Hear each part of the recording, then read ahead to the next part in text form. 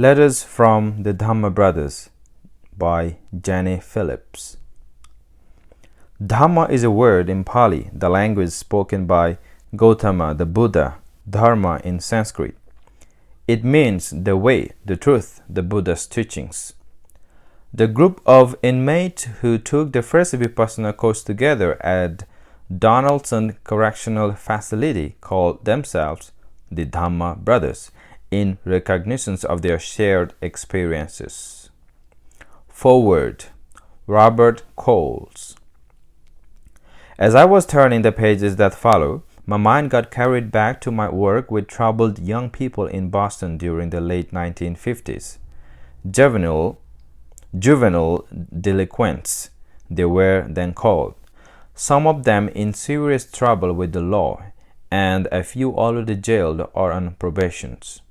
I was also visiting prisons and talking with men kept under lock and key for serious crimes, ranging from robbery to assault and battery and even murder. I would, of course, try to accomplish what my training in psychiatric and psychoanalysis had taught me to do. Listen long and hard and offer what thoughts came to my mind, observations, clarifications, interpretations. Often, as I went about such efforts, I had no great confidence that anything I had to offer would make any difference. These were troubled, hard men, and most of them had little trouble expressing their disdain for my ilk with a curt remark, a turning away of the head, a shrug of the shoulders. After a while, I found myself echoing what no doubt frequently crossed their minds. How long until I would be back on the outside, away from the prison where I was sitting at that moment? Similarly, several of those with whom I was trying to talk make no bones, through a grimace or an outright comment, of their wish to go back to their place of confinement rather than sit with me and reflect upon what had gotten them into their predicament. One afternoon, as I sat talking to a young man who had assaulted two individuals, broken into a home and stolen goods there, then badly injured a storekeeper who resisted his demand for money and who later died of the robber's gunshot wound, I heard this. "What's your problem, Mr. Doctor?" Then a bold and angry denunciation of me and my kind. "I have met a lot of you guys. You keep trying to get me to answer your questions. By now I know you all, and where you are trying to go with me in tow. No way." Then a spell of determined stony silence, his head bowed, after which a glare that would not let up. He had me stymied, to say the least, and of course uptight, if not frozen in silence, as I contemplated what to say and how to get these therapeutic sessions going again.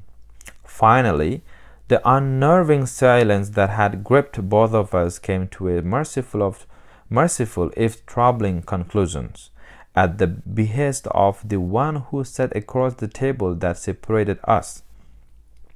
"The only way I'll get rid of the trouble I'm in is to get rid of myself." Silence. As I pondered what to say, then a shrewdly stunning remark that had my mind reeling. "I need to sit and think and sit and think until I get rid of my bad self and become a better guy. Throw out the junk, the bad side, and find a good inside. The one who can smile at the world and shake hands with it, not try to cuff it, kick it, bloody it up. I'll be in jail anyway, but better cleaned up than stinking with lousy thoughts." Silence, as I tried to grasp what I had heard. Then she responded with some intelligence and tact. In a few seconds, as if my perplexity needed to be further adjusted. Hey, my uncle fought in the Second World War. He landed in Iwo Jima, taking on the Japs.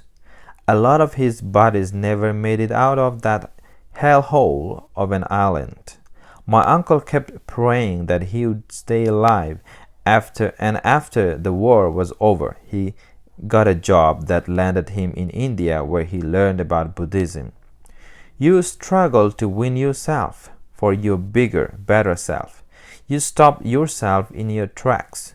You say, whoa, enough of wasting time and energy running around in circles. After a while, you are not going all over the place. You are sitting still, and you are turning into yourself and static outside. You hold your ears to keep it out. And the same goes for the sights meant to get you go here, there, everywhere, and buy until you are broke. A pause, and then an account of his uncle's Buddhist talk, which he had scorned until now. I have got a lot of junk in me to face squarely, then toss out. But it will be no easy job, I know. At that point, I had little to say. I felt I was hearing plenty, enough for me to ponder with respect to myself, never mind regarding the young person sitting with me in the jail. As I recalled that clinical time, I realized how much we have to learn from others, from fellow human beings, be they uncles, patients, or prisoners. We hand one another along, as Walker Percy tells us. As Buddhists have learned to know about themselves, we search for ourselves, attend ourselves until we are there, having grasped, realized, and found ourselves, and so become able to join in with others. Fellow seekers, eager to affirm our shared humanity through inquiry and reflections, and find release from a kind of blindness, deafness, thoughtlessness, and yes, imprisonment. Some of those we meet in the pages of this book have managed through their minds' patient persistence, knowing introspective effort to confront, and then at last became decisively free within of the old, crushing weight of heedless impulse run harmfully rampant. Buddhist now in a shared, inwardly energetic thoughtfulness. All of the above came to my mind as I turned page after page of this extraordinarily telling and inspiring book. Its content a witness to the human connection achieved. A psychologically knowing observer, Jenny Phillips manages to enable the far off, the imprisoned, to become the reader's informants and teachers, so that a prison brotherhood can become a universal brother and sisterhood, and a narration becomes a spur to the reader's reflective lives. Robert Coles, Concord, Massachusetts, November 19, 2007.